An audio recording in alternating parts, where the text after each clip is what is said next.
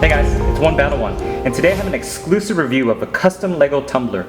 For those of you who are familiar with my channel, like many of the Batmobiles I've recently reviewed, this is another design by Lucas. Let's start with the scale and size. And to give you an idea, here's Batman next to it. It's just a tad shorter than him. Now, let's take a look at it next to a recolored version of Lego's very own Tumbler from the Bat vs. Bane Tumbler chase set. As you can see, they are really close in size. Lucas's Tumbler is just ever so slightly wider, primarily due to the rear wheels, and just a tad longer when compared from the rear wheelbase to the front. Lucas's is also slightly shorter when compared from the top hatch.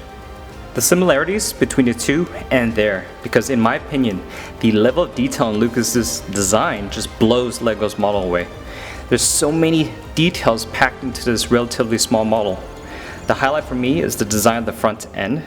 The combined use of the 3x2 wedge plate pieces with the flag pieces are used perfectly in unison to simulate the layering of armor plates on the real Tumbler. The binocular elements underneath the flap is a nice touch.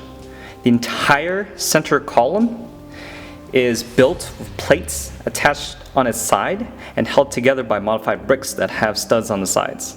All of this just flows and goes together beautifully. The trans black tiles and slopes is good part usage in representing the front windscreen.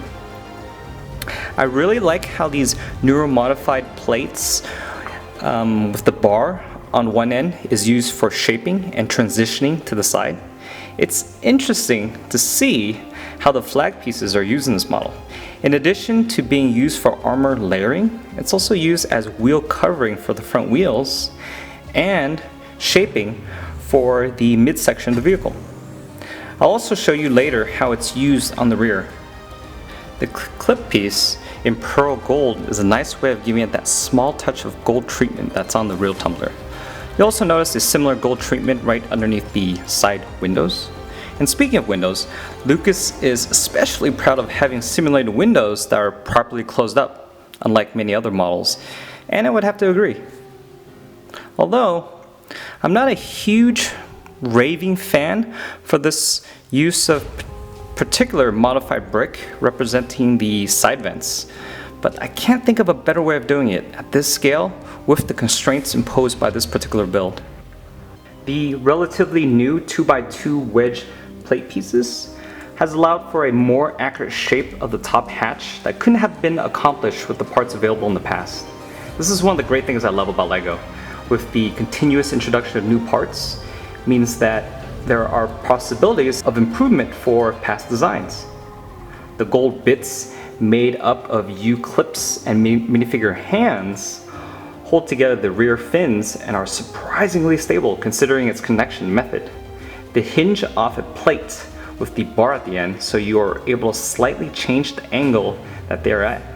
The good old flag pieces make a return, and this time they're used as the rear wheel fin covers, and although they look good, unfortunately their connection to the vehicle is very weak. The rest of the rear has really nice details. These old school kind of robot arms do a great job in simulating the rear suspension, and there's even a minifigure ring accessory to represent the tip of the afterburner.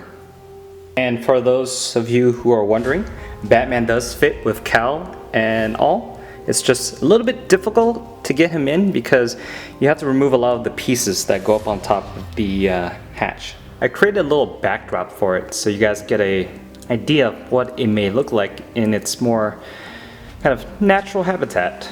It would have looked a lot nicer if it had more dark bluish gray pieces, but you know, I made do with what I had, and I like it.